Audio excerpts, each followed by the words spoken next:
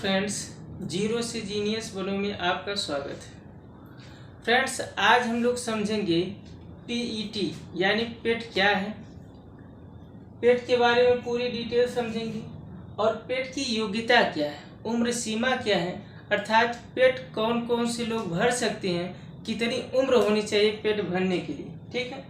और पेट की वैधता क्या है, यानी जब हम लोग पीईटी का फॉर्म भरेंगे, एग्ज़ाम देंगे, तो वो जो हमारे पास मार्कशीट मिलेगी उसमें क्या सिस्टम होता है और मार्कशीट कितने समय के लिए वैलिड होगी, ये सारी जानकारी हम इस वीडियो में देखेंगे। आइए पहले समझते हैं कि पीईटी यानी पेट होता क्या है। तो पीईटी के बारे में हम सबसे पहले जानकारी जुटाते हैं। देखिए फ्रेंड्स, उत्तर प्रदेश गवर्नमेंट ने 2021 से यह प्रावधान किया है कि UPSSC एक डिपार्टमेंट होता है, UPSSC, यानी उत्तर प्रदेश में जो भर्ती क्लर्क वगैरह की होती है, एक अलग डिपार्टमेंट बना है क्लर्क की भर्ती कराने के लिए। और भी अधिकारी कैटेगरी की जो भर्तियां होती, PCS को अगर छोड़ दिया जाए और पुलिस को, शिक्षक को, 3 कैटेगरी को छोड़ दिया जाए, एक पुलिस डिपार्टमेंट को छोड़ दिया जाए और एक शिक्षा डिपार्टमेंट को छोड़ दिया जाए और एक जो है हमारे पास PCS है, इसको छोड़ दिया जाए, तो बाकी जितनी भी भर्तियां होती हैं, चाहे आपका लेखपाल हो, चाहे BDO की भर्ती हो, चाहे वन रक्षक की भर्ती हो, ट्यूबवेल ऑपरेटर की भर्ती हो, या फिर आपका बोरिंग ऑपरेटर हो, चाहे आपका किसी डिपार्टमेंट में क्लर्क की भर्ती हो। आप जानते हैं कि जैसे हमारे पास खाद्य और रसद विभाग होता है, ठीक है ना। DM के ऑफिस पे आप लोग जाते हैं तो देखते हैं टाइपिस्ट होते हैं, क्लर्क होते हैं। जितने भी क्लर्क वगैरह की भर्ती होती है, जिसे जूनियर असिस्टेंट बोला जाता है, वो सब भर्ती जो है UPSSC आयोग करता है। तो जब ये आयोग भर्ती करता है तो तमाम बहुत ढेर पैमाने पे बच्चे जो है फॉर्म भरते हैं एक ही परीक्षा के लिए। तो वो जो भीड़ इकट्ठी होती है, उस भीड़ को कम करने के लिए गवर्नमेंट ने एक उपाय सुझाया। वो उपाय था पीईटी का।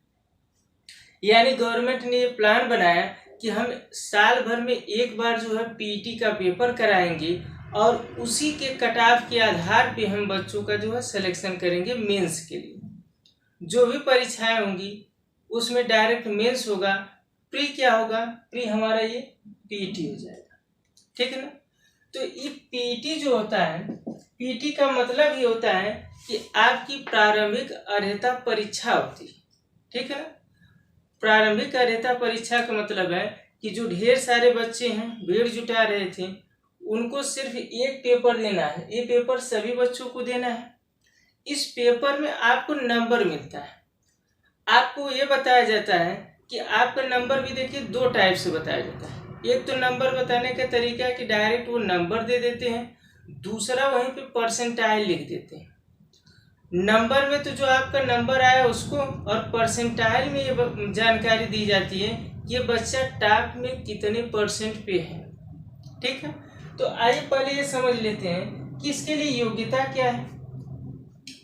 पहले तो गवर्नमेंट कह रहे थे कि हम 8वीं तक के लोगों को लेंगे, लेकिन इस बार जो इसकी योग्यता है वह 10th पास है। यानी जो बच्चा हाई स्कूल पास हो गया और उम्र क्या होगी 18+, यानी जो लोग 18 के ऊपर हो गए हैं और हाई स्कूल का सर्टिफिकेट उनके पास है, हाई स्कूल क्वालिफाई होना चाहिए, हाई स्कूल पास है और 18 साल की उम्र आपकी क्रॉस हो चुकी है, 18 साल के ऊपर है, तो आप पीईटी का फॉर्म भर सकते हैं, ठीक है।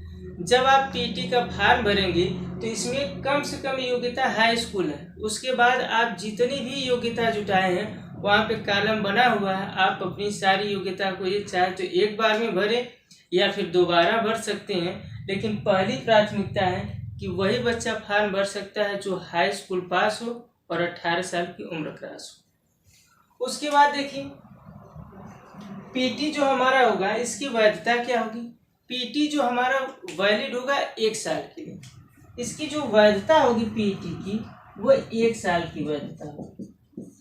1 साल की वैधता कहने का मतलब है कि जब गवर्नमेंट पेपर कराएगी तो पेपर की डेट के बाद जब आपका रिजल्ट आ जाएगा, तो उस रिजल्ट से लेकर के जब तक आपका अगले साल का फिर से पीईटी नहीं हो जाता है, जब तक अगले साल का फिर से पीटी नहीं हो जाता, उसके पहले जितने भी एग्जाम होंगे वो यही सर्टिफिकेट धारी बच्चे ही फॉर्म को भरेंगे। अब आप चाहेंगे कि उस एक साल में अगर आप पीटी में अच्छा परफॉर्मेंस नहीं कर पाए या पीटी का आप फॉर्म नहीं डाल पाए, अगर आप किसी तरीके से वंचित रह गए हैं, तो एक साल में जितनी भी भर्तियां आएंगी आप उस भर्ती से पहले ही बाहर हो चुके हैं, यानी आप मेंस के लिए अप्लाई नहीं कर पाएंगे। सबसे पहले देखिए परीक्षा का प्रकार समझते हैं। अब तक जो जानकारी बताया उसके बाद देखिए परीक्षा का प्रकार, यानी परीक्षा किस प्रकार की होगी। तो परीक्षा का जो पेपर होगा वो आपका एक ही दिन पेपर होगा और 2 शिफ्ट में पेपर होगा। सुबह पेपर होगा, अलग बच्चों का पेपर होगा, और शाम की मीटिंग में अलग बच्चों का पेपर होगा। ठीक है।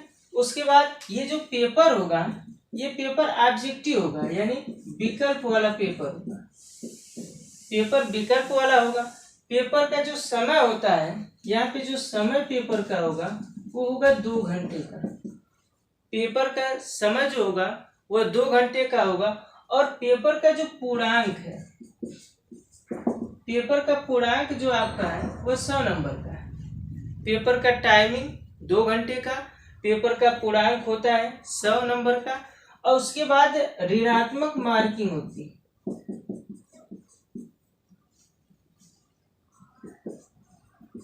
यानी माइनस मार्किंग जो आपके पास है वो माइनस मार्किंग रहेगी। तो पूरा डिटेल इस प्रकार है कि समय 2 घंटे का रहेगा, पूर्णांक आपका 100 नंबर का रहेगा, लेकिन माइनस मार्किंग रहेगी इस परीक्षा में। ठीक है। अब आते हैं, ये समझते हैं कि इसकी कट ऑफ क्या होगी। तो दोस्तों इस परीक्षा में कोई कट ऑफ पहले से निर्धारित नहीं, यानी जब आप पेपर देने जाएंगे तो आपको कोई कट ऑफ मालूम नहीं होगी। जैसे ही आप पेपर दे करके आएंगे उसके बाद किसी भी डिपार्टमेंट में भर्ती निकलती, जब भर्ती निकलेगी तो गवर्नमेंट उसके बाद डिसाइड करेगी कि उस भर्ती में हमें कितने बच्चों को लेना है। नॉर्मली गवर्नमेंट का ये प्रोसेस होता है कि किसी भी भर्ती में वो 20 गुना बच्चों को बुलाता है। तो अब वो देखेगा कि जो आप क्वालिफिकेशन भरे हैं उस क्वालिफिकेशन के हिसाब से 20 गुना बच्चे जब हम ले रहे हैं तो उनका कट ऑफ क्या होगा। यानी हर भर्ती के लिए पीटी का कट ऑफ अलग अलग होगा। पीटी पास करने का कोई कट ऑफ नहीं है, यानी कोई बच्चा परीक्षा में शामिल हो गया और 0 नंबर पाया तो उसको भी पास माना जाता है। 0 से जितने ज़्यादा आप नंबर लाएंगे उतने आप फायदे में रहेंगे, क्योंकि जितनी भी भर्ती आएगी उसमें हर भर्ती में अलग अलग प्रकार का कट ऑफ होता है। ठीक है। जैसे आप देखिए इसमें जो विभाग होते हैं, कहाँ कहाँ पे भर्तियाँ आ सकती हैं, कौन कौन से डिपार्टमेंट हैं जिसमें पीटी जरूरी है। तो आप देखिए लेखपाल की भर्ती, भविष्य में अगर आपको लेखपाल की भर्ती देखना है तो पीटी का सर्टिफिकेट जरूरी है। जो बीडीओ होता है हमारे पास, ग्राम विकास अधिकारी जो होता है, इसकी भर्ती अगर आपको देखनी है 1 साल के अंदर तो बीडीओ के लिए भी इसकी पीटी की जरूरत पड़ेगी। अगर आपको एक शिक्षा डिपार्टमेंट में बहुत बड़ा पोस्ट होता है खंड शिक्षा अधिकारी, और खंड शिक्षा अधिकारी वही बच्चे फॉर्म भरते हैं जो बीएड किए होते हैं। बीटीसी धारी बच्चे जो हैं जिनके पास बीटीसी का सर्टिफिकेट है वो बच्चे जो है खंड शिक्षा अधिकारी का पोस्ट नहीं भर सकते। केवल बीएड किया हुआ बच्चा ही खंड शिक्षा अधिकारी बन सकता है। तो इसका भी पेपर यूपीएससी ही कराता है। तो भविष्य में अगर खंड शिक्षा अधिकारी की भर्ती आती है और बीएड किया हुआ बच्चा पीटी का फॉर्म भरता है तो उसके पास एक मौका है कि वो अपने डिपार्टमेंट में एक अधिकारी का पद पा सकता है। ठीक है। उसके बाद आप देखिए एएनएम जीएनएम की भी भर्ती होती है, तमाम स्टाफ नर्स की भी भर्ती होती है, यानी तमाम विभागों में जो नर्स होते हैं खास तौर पे मेडिकल में, उनकी भर्ती भी यूपीएससी कराता है। ठीक है। और इलेक्ट्रीशियन हो या टेक्नीशियन हो, बहुत सारे विभागों में टेक्नीशियनों की भर्ती होती है, उसमें भी यूपीएससी का काम होता है भर्ती कराना। तो ये सारे डिपार्टमेंट हैं। अगर आप इन सारे डिपार्टमेंट में से किसी भी प्रकार की डिग्री आप रखें हैं, आप आईटीआई किए हैं, आप पॉलिटेक्निक किए हैं, आप बीएड बीटीसी किए हैं, तो आपके लिए समझ लीजिए कि पीटी देना जरूरी है। हो सकता है कि आपके क्वालिफिकेशन वाली कोई भर्ती यूपीएससी के अंडर में आ गई, तो आप उससे वंचित न रह जाएं, इसलिए पीटी का पेपर देना जरूरी है। ठीक है फ्रेंड्स, अब आगे देखते हैं कि इसका क्या सिस्टम है, यानी इसका सिलेबस क्या है।